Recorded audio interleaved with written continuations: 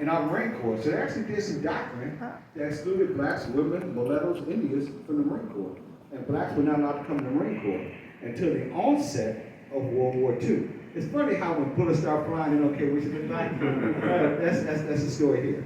In 1941, it was a campaign year for Franklin Delano Roosevelt, and people like A. Philip Randolph wanted to push for African Americans in the Department of Defense. And A. Philip Randolph and others, we know that he was responsible for the March on Washington in 1963, but this is 15 years before that. He threatened Franklin Delano Roosevelt with 100,000 men and women, African Americans, going to march on Washington unless there were jobs available in the Department of Defense for African Americans. Well, with the help of Eleanor kicking him underneath the table, he relented.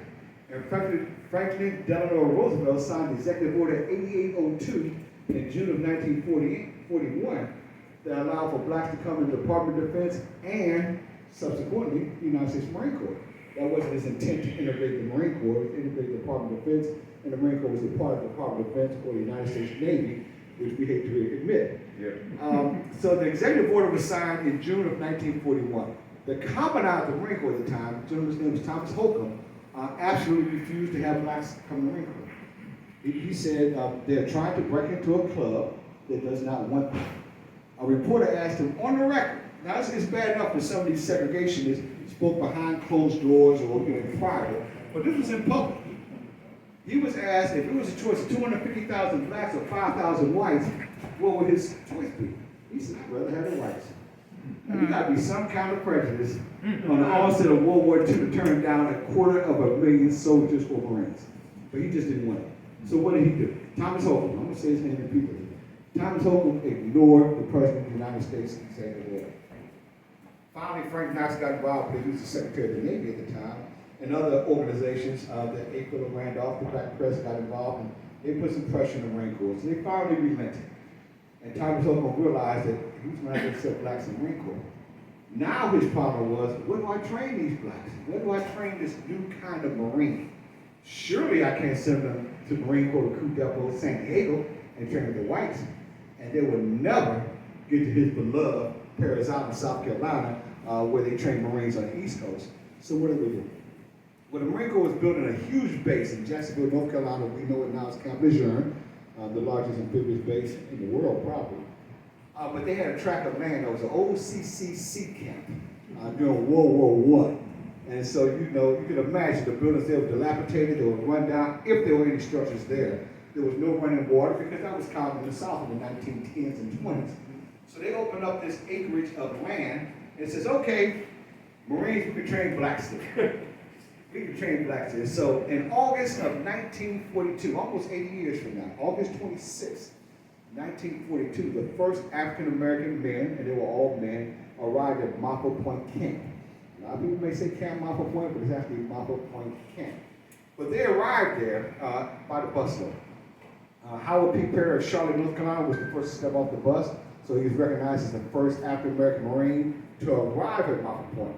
Before that, when they allowed to sign up, Alfred Masters and George O. Townsend signed up on 1 June 1942. So they're considered the first modern-day black Marines. But when Howard Perry and his contemporaries arrived in August of 1942, what they found was a totally unfinished camp. So those of you in the military, imagine arriving at boot camp, and they tell you first you're going to have to build a camp. And then we're going to train you. Imagine. And that's what they had to do. So when they weren't training, they weren't drilling, they weren't learning their weapons, they were actually given reservoirs for running water, even though there's no running water in the huts they lived in. They had to go up the street to the latrine or to the head to do their hygiene. And then they got to train.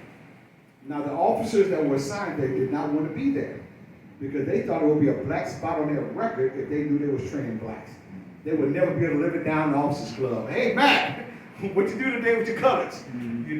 And the drill instructors surely didn't want to be there because they thought the Negro Marine was untrainable.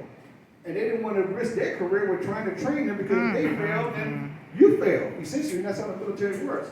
So these first officers and non-commissioned officers, drill instructors, you can imagine the hard time these men got. You know, now you're in the middle of the woods, you're dealing with various mosquitoes, snakes, you gotta build your own place, you got white officers and white non-commissioned officers that don't want to be there, and all you do is want to be a Marine. Some Marines there did not know they were enlisted in the Marine Corps. You know, when the draft came up, every branch had a quota. And if the Marine Corps didn't make their quota or needed some more bodies, they would just go to the Navy. Hey, give me 10 people. I'll get back to you next month. It was like trading folks. And a lot of instances, and Ellis Cunningham, a famous Montford Marine who fought on Iwo Jima and was wounded in the Korean War, he said, when he asked, how'd you come to the Marine Corps? He said, well, I went to the recruiting office, and they lined us all up, and this Marine comes by and goes, you, and you. And he says, I was one of the yous. And so that's how he got in the Marine Corps. But for a long time, the Marine Corps did not really support the history of Montford Point. Why is that? Because if you know the history, then you have to know the dirty part. You got to know about Thomas Hope. You got to know about some of these racial officers and how they treated blacks back then. Because when you came to the Marine Corps, sort of like the Army, even though the Army did have an infantry and cavalry unit, the Navy had a messenger unit, even had their own ship, the USS Mason. The Marine Corps had nothing. So when you came to the Marine Corps, you were almost destined to be a laborer or a student. Those were the choices. Just for the sake of the media, they stood up two combat units, the 51st and the 52nd. But they didn't really intend them to fight anywhere. But once they stood them up and blacks started training with the 90mm weapon and started breaking every record that the white Marines held, they saw the athletic prowess on the baseball and football diamond and said, these folks are really athletic, and they found out they could not only take orders, they can give orders. So in March of 1943, March and April, the white drill instructors were phased out, and the blacks took over. Now some of these Montford Point says, oh Lord, these racist rights have gone. There's some black drill instructors. Things don't get easier. No way.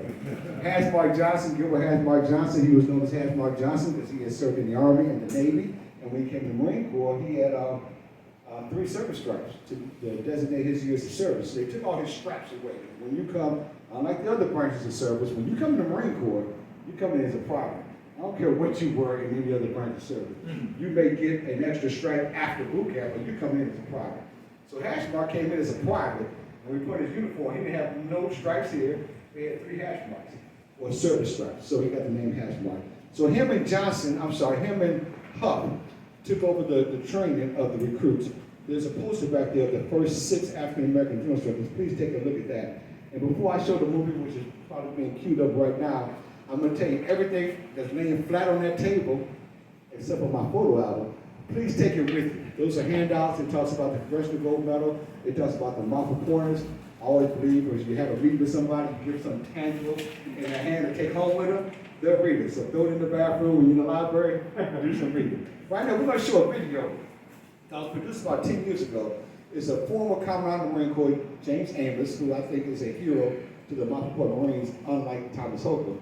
And it's Sergeant Major Mike Barrett.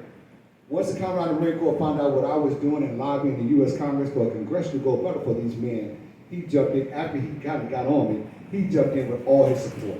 And I'll give him all the credit in the world. If we're playing a football game, I may have gotten that football down to the red zone or 20-yard line, but they got it in the end zone. So let's listen to Mike Barrett and John Amos talk about the Montford Marines, and I'll come back in about 12 minutes, questions, and we'll tag team Dr. Taylor. Thank you.